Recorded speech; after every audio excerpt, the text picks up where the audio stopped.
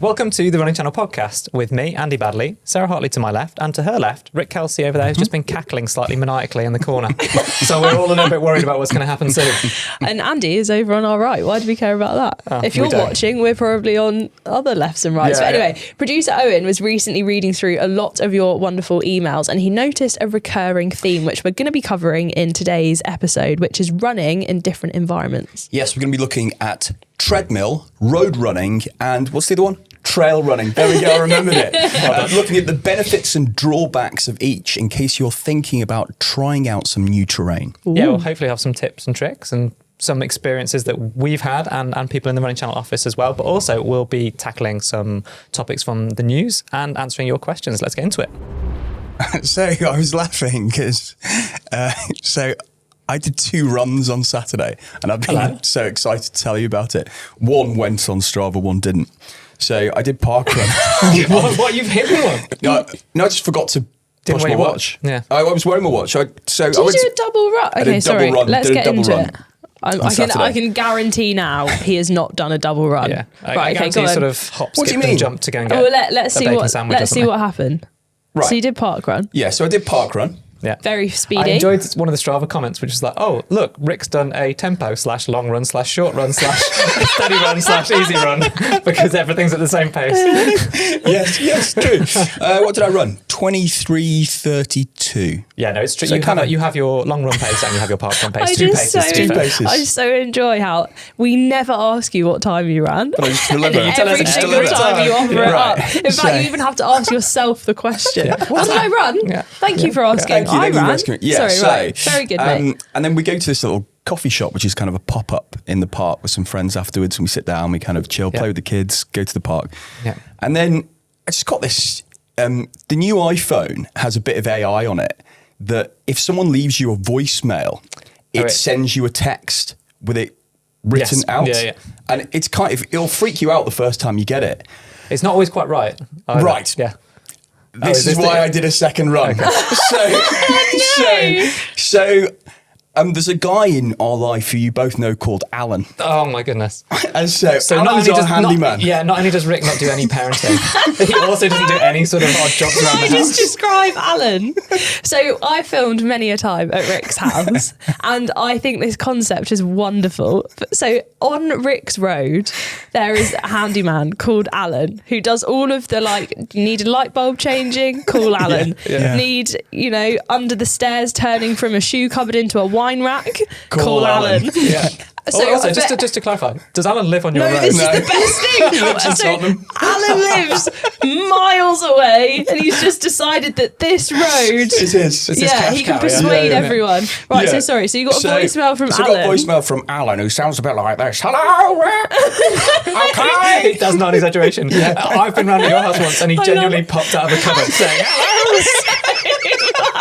So Alan's left a voicemail that I haven't seen for and the voicemail has been so I get the text. I get the text from the voicemail, and it says, "Hello, Rick. Can you come home? I'm upstairs with Sandra." And I was like, "Who the hell is Sandra? And why is Alan upstairs with her in my house?" Right. So I ran back, and he's like. I said, who's Sandra and where is she and why are you upstairs? She goes, what? He went, I'm on the stairs with a sander. So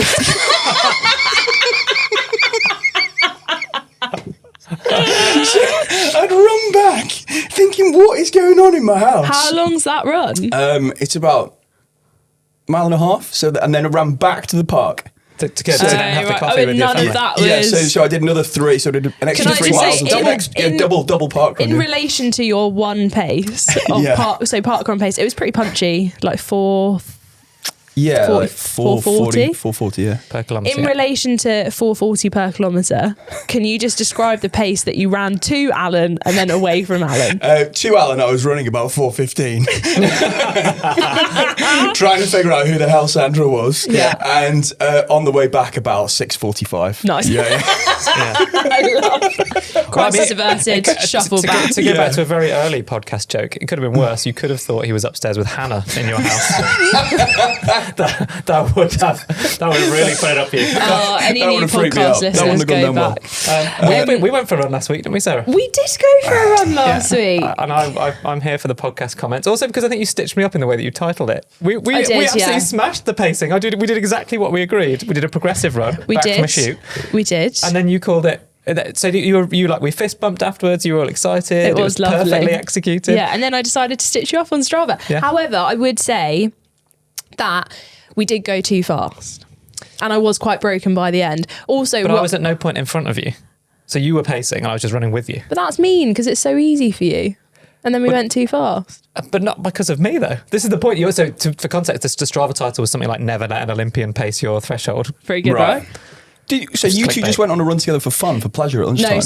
So we were on a shoot. Sarah's very clear that we would never go on a run for pleasure. Look at that. She was straight in there. No, because do you want to know? Right, so me and Andy shot 2 videos together last week. Yeah. Oh, wow. A lot of it involved running. Getting out of the office a bit. And do you know how Right. much stick I got? So if you watch any video on the running channel YouTube where we're delivering useful information about, one was about heart rate, the other one was about does running build muscle. Yeah. We're delivering useful information whilst running. About halfway through the first shoot, I turned to Andy and go, "I'm so sorry, is this pace like slow for you?" Bearing in mind we're running like 5:20 per kilometre, 5:30 per kilometre. And he goes, "Yes, painfully slow." Was his exact words. Did he then add on, "Sarah, my aim today is to crush your spirit"? Yeah, he really did crush my spirit. So bearing in mind we spent 2 shoots with me being like, "Oh God, I'm going so slow." But then if I speed up any more, then the like what I'm delivering will literally be like, "Welcome to the running channel." Some people But might then like that. after the second shoot, I was like, "Oh, I'm going to run back to the office from where we're shooting. I'm doing a progressive run. This is a bit faster. Do you want to come and join?" Yeah. And he said yes. And then I was like, "Well, here are the paces." Yeah. Off we go. And we did. We absolutely nailed the paces. And we were 5 seconds too fast for every Oh, single 5 one. seconds is within, I would say, a reasonable margin of error. Yeah, I know, but for the last one, that was quite fast. Yes. There's You quite a go big on. difference between 4:30 and 4:25. Yeah. Well, But no, it I was was good. encouraging, but the comments made me chuckle, which was Stephen Elkin. So if you're listening, that's probably why he never won a medal, pacing all over the place. That was absolutely savage. I just love how savage you guys are. It's so good. That is brutal. And then people were assessing because they were looking at my Strava activity and yours, and it says achievements unlocked. Andy 3, Sarah 17. Yeah, it was a good run, and I am joking. Thank you very much for doing that with me. Although once we agreed to do it quite early on, and then we didn't finish shooting until like 3. Yeah. So then we were running back. Yeah. From when we agreed to do it to when we did it, I was absolutely bricking it because I haven't done that many fast runs before. And you I was didn't like, say that. I thought this was super really I've chill got for to do you. it now. No, that was actually really hard. So yeah, it was a progressive threshold. 5K is sort of getting faster every kilometre. So yeah, I think did really well. And actually, we've been talking about my mojo. That sort of, I just enjoyed doing something for someone else. So we often talk about if you're in a little bit of a rut, maybe just do something. And doing that with you, I found that really rewarding. Oh, that's good. And then I snuck out for an early morning run on Saturday morning. So I'm full on dad taxi. You'd be very proud of me and my emojis in my Strava title. Oh yeah, I did see I that. didn't double up the word and the emoji. Yeah. So I was dad taxi for swimming for my daughter. And swimming started at 6:45 a.m. You're joking me. So grim. It's Did you have to a get 30-minute drive away from my house as well. What, is that what they do in the country? They start lessons that early? I think swimming, that's a fairly consistent thing worldwide that you swim early morning. For lessons? Which I 6:45? don't understand. She's not doing 'cause it's lessons, not she's like club training Oh, sessions she's now. clubbed. Oh, I see. Was Yeah, that lessons training there. or was that a competition? This was training because the reason it was a half-an-hour drive as well is she's doing county swimming, which is really exciting. Oh, wow. That's cool. And so her first county champs is soon, and that is in a 50-metre pool. And there's not a lot of them in the UK. So the closest 50-metre pool is half an hour away. So they get a chance to practice because obviously it changes the way that you Are swim. you going to be one of these dads who gets up every morning and takes your daughter swimming kind of 3 times a week because they become really good? Only if she Remember there was wants to do someone, it. we used to know someone who did that actually. Yeah. Quite well. I feel like there's always that one person in your class who's good at swimming, and then they're always the one where it's like, "Oh, what time were you swimming?" 5 a.m. Well, I mean, That can until be- now, that this is the can be first thing that's you. been in the mornings. Until now, it's been sort of 7 to 8 o'clock in the evening. But she loves it, and she's very at home in the water. And I'm very careful to say things like, "I loved watching you out there. I love watching you swim," as opposed to, lengthen your stroke or push off harder or put a bit more effort into the dive or whatever. It's brilliant. It's really cool. But this time I didn't really watch any of it because I snuck out for an early morning run.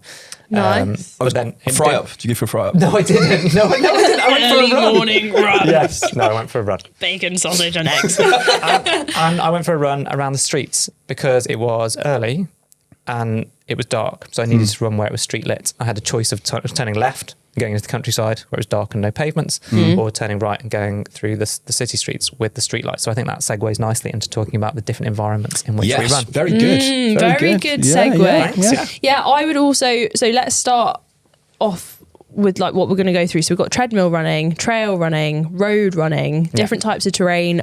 Can you do a mixture of all of them?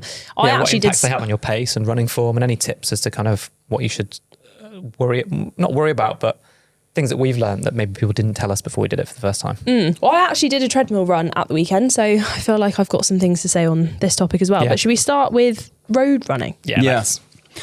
I mean, like Andy says, it's sometimes just very convenient to use roads, especially if you live in the city and it's lit and you can get out and there are pavements. So there's a certain safety to being able to get out. And it's, I suppose, in some ways, it's the most simple way to go running. It is the basic unless you live get out in like your door. a house in the middle of the woods or something, and you can go straight out onto the trails. I think that it's probably what most people have easiest access to. But then depending on whether you live in a big city or out in the countryside, there are different things to worry about. So in the city, you can probably run 24 hours a day in terms of street lighting and so on. But some areas might feel or be more safe than others.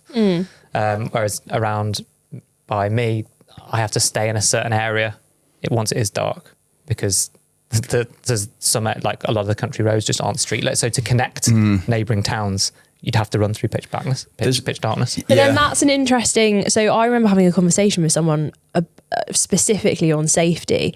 And I think as well, like people's perceptions of it are so different as well. Because personally, like for me, it's not just down to lighting. Like actually, I might feel safer doing a trail run in the middle of nowhere with a head torch, providing my own light, because at least I know like I'm definitely on my own. Whereas if I was to do the same run like through a certain area of London, even if it was street lit, I would still be like, no, I don't feel as safe here. So it's hard. I guess the kind of practical things, if you are in like a built up area, if you do injure yourself, then the chances are there are like other people around who you can alert for help. If you are going out on a run for like the first time, then you're closer to kind of public transport. If you want to flag down a taxi or something, maybe if you needed help. If you want to go like, okay, I've run far enough, I'm now going to come back. I avoid road running if I possibly can. Really? Because there's been so many studies into pollutants and what you're breathing in. If you are 3 meters away from the road compared to 1 meter away from the road, and then you do a lung test, which is when you have a baby, you go and do one of these lung tests, like Chantal had to do it like a few times before, and she was doing a lot of road running, and the results were like, oh right, this is slightly higher, but you'd expect that from living in London. And she moved from doing road running into park running because of the pollutants of running by a main road. And actually, what the studies say, that there is an enormous difference in what you're putting into your lungs if you run 3 meters away from the road compared to 1 meter away from the road.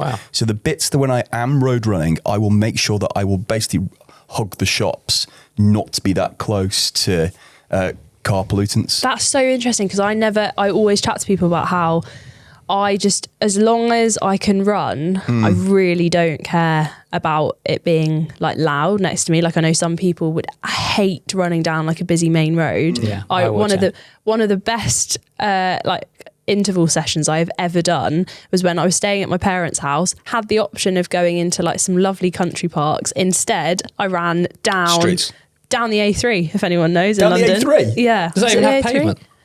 Yeah, maybe it wasn't the A3.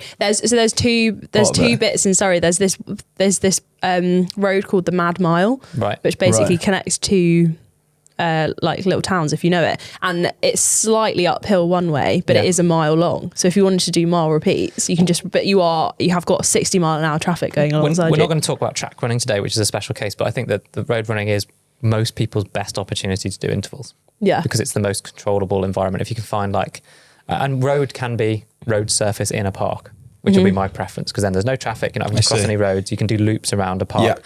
Often the places that they run park runs are a good place to go and do intervals for that reason. Yeah. But I think that one of the things to watch out for on road running is a camber. So if you're running on the pavement, for example, all pavements pretty much camber inwards to the road because they want the water to go into the gutters that are on the edge of the road. Yeah.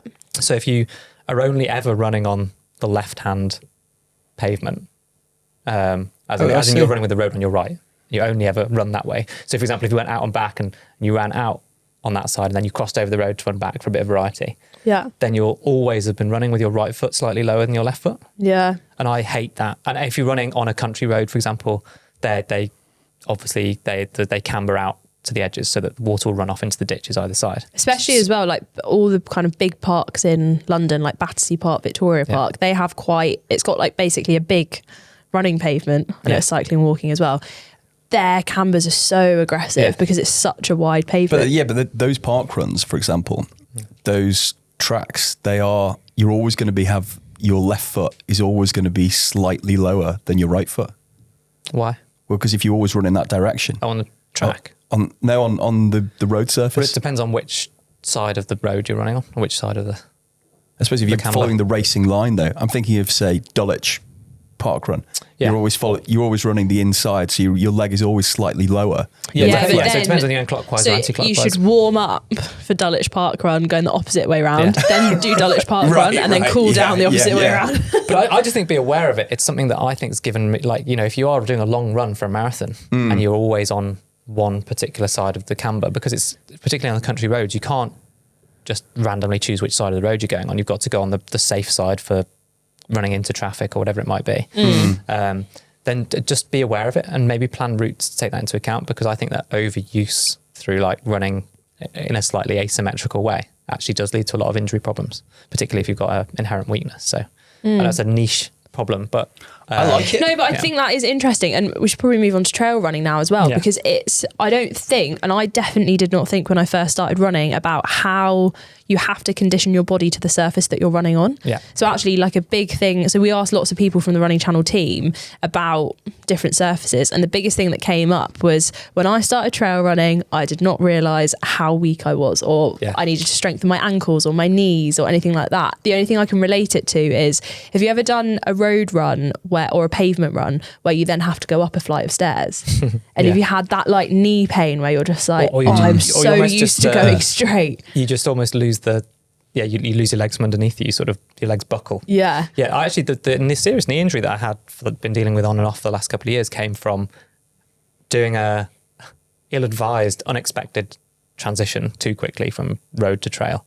So I'd been doing a lot of longer road runs building up, and then I did a half marathon with you in the New Forest. And I was expecting I've done a lot of running in the New Forest on the beautiful bike paths and nice even trails and so on. But this was on like rutted fields and that was savage. And it was baked hard as well, so there was no give in the ground. And that exactly what happened there is my knee was wobbling all over the place because I didn't have the strength in my hip and glutes and ankle to control it. And then by the end, I'd really irritated my IT band at the knee. You needed to be doing dumbbell lifts with your foot, and also lots of band work, left, right, up, down, left, right, up, down. For that ankle stability. Yeah. I think there's loads of different ways of doing it, but I didn't have it. I didn't have the balance at my ankle, and I didn't have the strength in my glutes to hold my knees straight. But also, if you do kind of slowly introduce trail running rather than doing a 90-minute half marathon straight out the door, then you can start to build that stuff up. So Mark from our team, he loves a trail run. Every time I see him on Strava, he's doing his easy runs and like a lot of his long runs out on the trails. And he said that made a huge difference to not only his strength, but also his fitness as well. So if you do live somewhere, or if you do have access to pavement running as well as trail running, then just try and go and do your recovery run on the trail. Because the other thing that's really nice as well is it completely removes any kind of expectation of consistent pacing. But that's a big thing that you have to mentally get ready for. So if you are used to, or you might be following a plan and it says run at X minutes per mile or minutes per kilometre, or you might just be used to your average pace, like Rick has one pace. Two paces, sorry. Which is interesting if you do a lot of trail running. That's kind of impressive. Yeah. I don't think I do much trail running at all. I just thought you said you avoid the road at all costs. He tries to avoid running close to the road No, sorry. I run in parks. Fine. On road On surface. On road surfaces, yeah. So I think that you've totally thrown me there. Absolutely ridiculous. So I was just trying to catch you out. Yeah. What were we talking about? Pace. Yeah, I think people can feel really guilty when they like, oh, I know I'm supposed to go and try trail running. And trail running, by the way, doesn't have to be alpine paths that are really epic elevation gains. They can just be something that's not a road surface. Nor does it have to be something where you need a hydration vest and poles and you have to summit a mountain and run 50 kilometres. Yeah, you can do a 5K. You can go and do a 1K trail run or a 3K trail run. Yeah. Like, it's literally just a different surface. But I do feel like trail running is becoming synonymous with ultra running. Yeah, that's strange, isn't it? Do you think?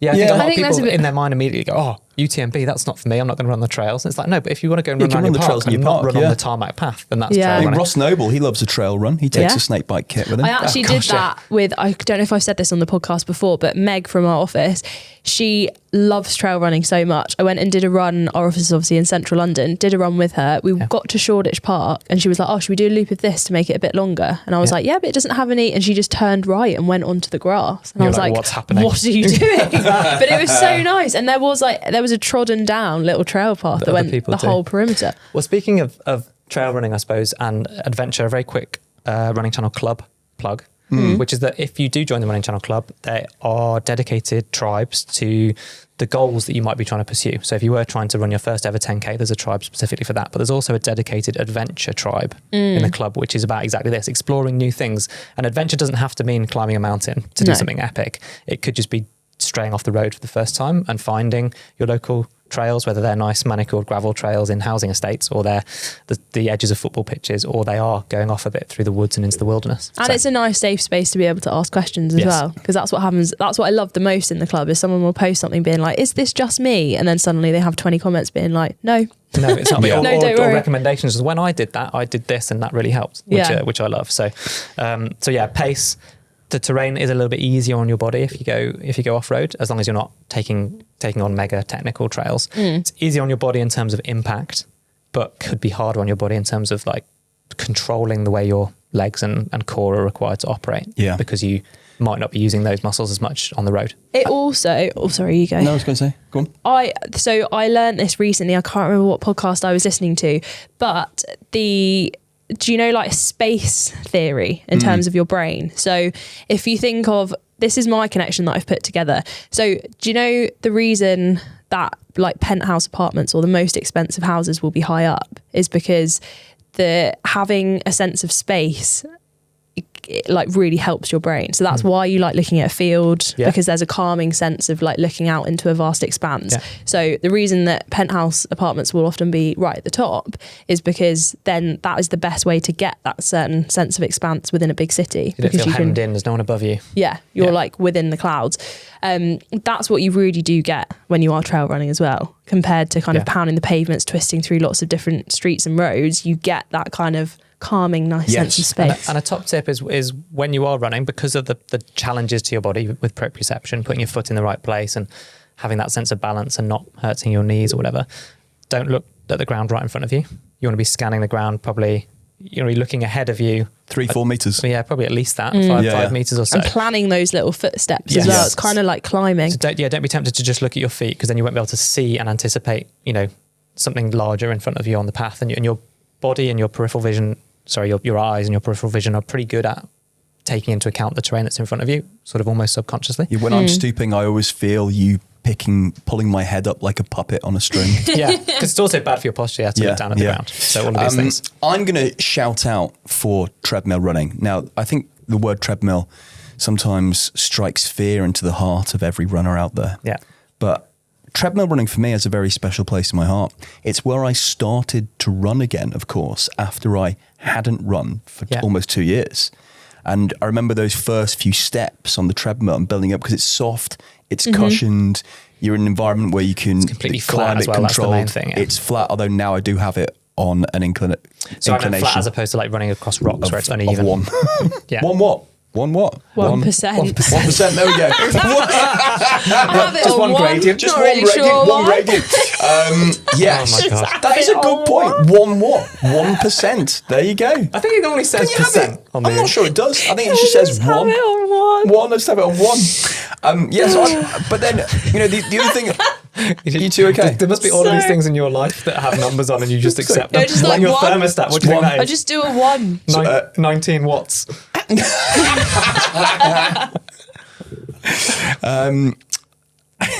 You've thrown me. Right. But drawbacks of a treadmill, it does some of the posterior work for you because, of course, the belt is doing half the work, and it also can shorten your stride, potentially reduce the range of front side mechanics. Andy, what are front side mechanics? What you mean you weren't reading that off some notes? I was reading that off some notes and thinking, what on earth are they? Come on, Cambridge. So your front side mechanics is how your running form looks in front of your body. But I think the key thing here is that if you imagine making contact with the ground outside, when you do that, all sorts of muscles have to engage and contract, and then you have to pull your leg backwards. You're essentially pushing your hips forwards over the top of your legs. Does that make sense? Mm-hmm. So using all the muscles, your posterior chain that you just talked about there, hamstring, glutes, calves, you're using those muscles to pull your leg underneath you, and then that powers you forwards relative to the ground. Okay. But if you imagine on a treadmill, when your foot hits the ground, hits the belt does some of that for you. Because as you hit the belt, it pushes your foot backwards. So you're still engaging the same muscles and you're still doing the same thing, but everything's operating in a slightly different way. So that's when you step off a treadmill, it feels like everything's kind of moving around you. So 5 kilometres on a treadmill compared to 5 kilometres on a road surface. Oh God. You're probably burning more calories on a road surface on a treadmill. I don't know. Now that is a good question. That is a good question. One that we can't answer. That is a good question. Because weirdly, physiologically. Actually, because the belt moves. Yeah. It's doing some of the work for you. Are you running? No, you're not running less far. Are you running less far? Because it's taking, I guess your foot is doing the thing. You're still covering the distance. Yeah. I'm But going to try it. Well, but then I think it depends. So What, are you going to do 5K outside and then 5K on the treadmill? Let's see what calories go down. I think for a lot of people, the treadmill is easier because it does some of the work for you. I think for some people, Mark, we talked about him from the running channel. Some of his notes were that he feels like it's much harder to run the treadmill. So a marathon pace for him feels like threshold on the treadmill when he tries to do it on the treadmill. That's my experience. Hang on, he finds it harder on. It feels like he's having to run harder, and that it feels much faster to run the same pace on the treadmill than outdoors. But I know loads of people who have like run on treadmills more. And they're the opposite, where they're like, I love the treadmill. It's way harder. You know what I like about a treadmill as well is it helps you to learn the pace. Yes. So I did a treadmill run this week. Yeah. Very exciting. I did my long run on the treadmill because it was 9K. So I was like, okay, I can suffer through that. Yeah. It was a progressive like long run on my plan. But then I decided to do my new theory, which has no scientific grounds. So don't follow this at home. Oh, Rick will be on board with it then. But here's my thinking. Go on. I want to run a sub 20 minute 5K. Do you? Yeah. I did know that. I haven't mentioned that before. Yeah. But I obviously need to learn what that pace is. So I would like to be the guinea pig in the method of week 1, I'm going to run 1 kilometre in 4 minutes. Week 2, I'm going to run 2 kilometres in 8 minutes. Andy's already. Hang on, I'm so cross. What's Like, this? Is this a not looking at your watch thing? No. As in, I will look at my watch, but as in, rather than here's my thing. Sarah's just going, rather than like, years and years of the scientific development of running training, I'm just going to learn the gradually pace. Stack blocks of 1K on top of each other until I can do 5K. But here's the pace. thing. That's what I she think said. That was right. Yeah. So with a very specific thing like that, here's my issue. Because 1, I did it on the treadmill and it felt lovely. So I progressed. I did a 1K warm up outside to get to the gym. Then I did 7K progression. Then I walked for 300 meters to prepare myself. And then I did 1K at 3:58 per kilometer because I couldn't find the right setting. And it felt lovely. Yeah. And now I feel so confident because I'm like, bam, 1 down, 4 to go. Okay. Well, I mean, there is that logic that where if you were to, I remember an Olympic swimmer talking about this, where they I don't know, in their event, their current time was 2 minutes and they needed to be able to swim 1:40. Yeah. And then they're like, well, the Olympics is in 4 years. So if I break that down, I need to get 20 seconds faster over, 200 weeks. Yeah. So per week, that's whatever that is, 0.1 seconds per week that I've got to get faster. I think that's easy. I think where I've got to is I need the confidence boost of, sometimes I struggle in training when you're training for this one thing and you have such a specific, like, it's not just I would like to get faster and I'm going to train for X amount. I feel like for 5K specifically, you're training for a shorter amount of time than like a marathon, for example. Yeah. And I'm so fixated on this one thing that I just want to do this pace over and over and over again until I am so certain I can do it. It's just a box ticking exercise. Yeah, I don't mind the logic. I think that he hates it. He's so annoyed, isn't he? The key is knowing which kind of person you are. So, like we said, I've had the luxury of lab tests and so on, and then I've had the physiologist come out in the field with me outside, and my heart rate is lower for the same pace outside compared to on the treadmill. So, for whatever reason, the treadmill is physiologically harder for me. Yeah. Temperature? Whether it could be temperature, could be mechanics, it could be the psychosomatic, the psychological element of being on the treadmill. I just don't like it. And therefore there's that kind of anticipatory rise in my heart rate because I'm like under the extra stress of being observed in a treadmill. I don't know. Yeah. But if you are like that, then when you go outside, it's going to feel harder. Yeah. Sorry, for me, that would almost what you're describing would be good. If I learned the pace on the treadmill and I could do it on the treadmill, I could definitely do it outside. But then it's the Whereas psychological if you're the other way around, thing. Then you'll be struggling. Yeah, I think I think I will be struggling. But anyway, stay tuned. Next week, I will come back having done 2K in 8 minutes. Yeah, but to summarise, I don't think that's necessarily going to translate into a sub 20-minute 5K. No, I know. But it's really helping my brain. Okay. Yeah. But that's part of it. I think so much of training is psychological. Yeah. So whatever you need to get to the start line thinking you can do it. I think if I can do a 3K time trial in 12 minutes, then I'll start doing some actual training. Because I think until then... Do you not then... think the actual training would help you to be able to do the 3K time trial Probably, in 12 but I think minutes? my brain is just like... I think I'm in limbo. Because right now I'm so certain I can get to this thing, but equally my brain is so given up on this thing that I just need to do this weird, wacky, probably won't work method for a little bit in order to get to there, and then I'll get it. Right, you two. Sorry. Thank you for discussing the different types of running. Should we do some news? Let's. So we're sticking with the treadmill theme. A 50-year-old has ran 526 miles on the treadmill to break the 7-day world record. That is really taking treadmill running to a whole new... So that's 846.52 kilometres in 6 days, 7 hours, nabbing the title with 17 hours to spare and taking down the previous record of 843.94. I wonder why they stopped It's Michael at or Michal Sula 0.52 from Serbia. Serbian Slovak ultra runner Michal Sula. Excuse my pronunciation. Why do you think they didn't round up? I mean, you probably wouldn't want to after. What, do you want to do a nice 850? 800. Oh, actually, no, sorry. They were rounding up to miles, weren't they? 526. That just doesn't give a nice round kilometre. I wonder if he did it in his own house. That's a lot of electricity. Can you imagine your energy bill? What did you do? Especially if it's the winter as well. The heating, exactly. Or actually even if it's the summer. Yeah. Powering a fan and a treadmill for that long. But that is honestly incredible. Also, the mental fortitude to do that. So a week of just being on and off the treadmill constantly. Yeah, but as this podcast comes out, very excitingly, if you are coming along to the National Running Show, where we will be, the weekend this comes out, 23rd and 22nd of January, or potentially 23rd and 24th. No, the Saturday, 25th and 26th. That's the one, the Saturday. And the Sunday, Sophie Power is trying to break the 48-hour treadmill world record at the National Running Show. Wow. So we'll be able to witness it live. Oh, wow. And they do get off to go for a week. I have confirmed that. Yeah, Sophie Power's done a few videos on the running channel. She's also a superstar ultra runner and there's incredible images of her from years ago at the UTMB where she was breastfeeding during UTMB, and also an advocate for women and women's racing. Sticking on the ultra theme, the Spine race just happened. Yeah, this is the figures here are wild. The distance is 268 miles. The time limit is 168 hours, which off the top of my head is 7 days. Is it off the top of your head? Or did we Google that before we started? We might Google it. But yeah, it is an absolutely phenomenal race, especially considering the weather that we had in the UK during this race. So there was a lot of snowfall at the start of this race, but it then warmed up a little bit. So really, not only were they having to run 268 miles, they were battling through essentially slush on the mountains. It was incredibly hard to run through. I just don't know. why you do it, but well I think it's Britain's most difficult ultra race, essentially, from Edale in Derbyshire up to the Scottish borders at Kirk Yethome.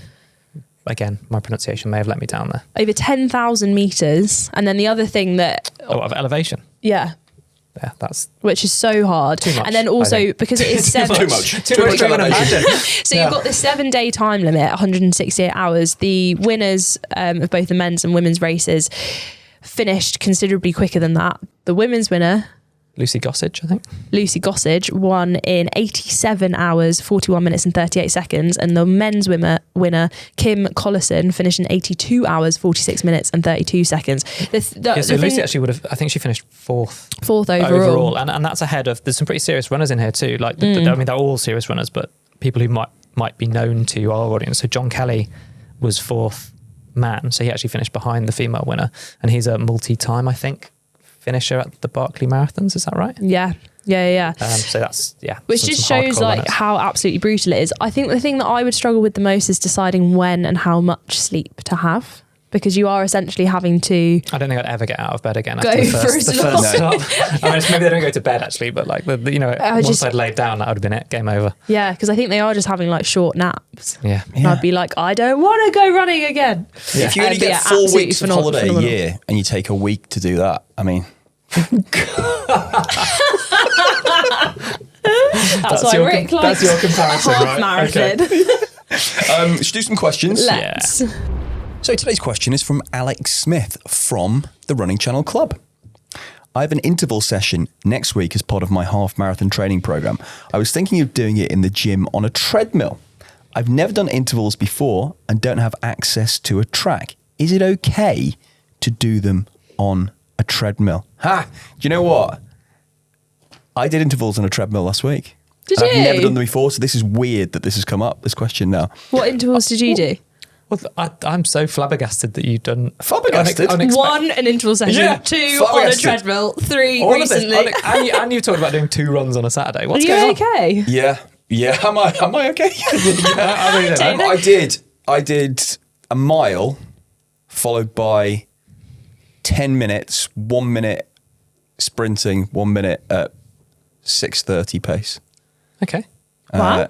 That's like a proper interval session. That is pretty confusing because I did a mile then 6:30 pace as in 6 minutes 30 kilometres. So this is what I would say. This is where it gets a bit confusing when you're on a treadmill, depending on what is set up. Depending on the treadmill that you're training on, you need to do a bit of prep in advance. Yeah. Doing some conversions and calculations because the treadmills are usually in kilometres per hour or miles per hour, depending on whether in the US or the UK.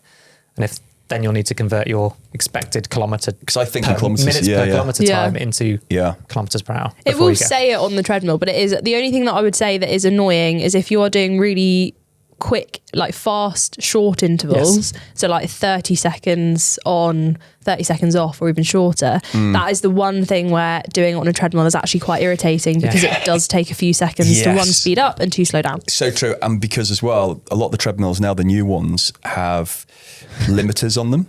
The new ones compared to back in my day. You've got the limit of speed of your treadmill, have you? No, you hold down the increase speed button and it'll only go up 1.5 kilometres and then it'll stick.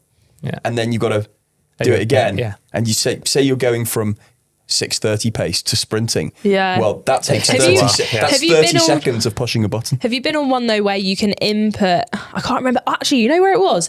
The hotel that we stayed in for the National Running Show last year, I did an interval session on the treadmill and it had a setting where you could input the speed that you wanted it to go to. So as I was coming to the end of my recovery, I'd be like 12 kilometers per hour, press enter, and then it would just speed up. Well, it was sick. I think the answer to Alex's question is yes, it's absolutely fine to do interval session on the treadmill, particularly if you've got loads of other factors like darkness and weather and temperature and terrain and stuff to take into account. It does take all of those out of the equation, but just be prepared for what we've talked about, which is the conversions to paces so that you know what kilometers per hour you need to be setting it to if you're doing it manually. Yeah. And if you have got relatively short recoveries, just prepare yourself with a plan for what you're going to do. The shorter those recoveries are and the shorter the intervals are, the harder it is to do on a treadmill. But if they're nice long threshold, it's a half marathon here, so half marathon training program I imagine will suit it quite well.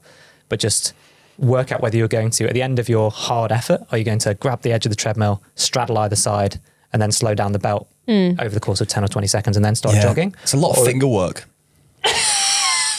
Also, the last point I want to make is you might find it a little bit more mentally tough. I actually find treadmill running, because you are stuck, you don't have like lots of changeable stimuli to look at around you. So get some good music or a good TV show or a good podcast. Oh yeah, listen to us. Don't worry, you have a great stimulus for your finger work. It does guarantee that you'll hit the right pace though. If you set the pace and run at it, and then you don't have any choice. See, like my 4-minute kilometre. Yeah. Anyway. That's a good point. Right, that is quite enough of that. But thanks so much, Alex, for your question. And Alex, that was a question from the club, which we also do exclusive podcasts on, which we're about to record next. And we're doing some more about treadmill running. So if you're interested in hearing our unfiltered thoughts on treadmill running, then these have been filtered, have they? Well, slightly.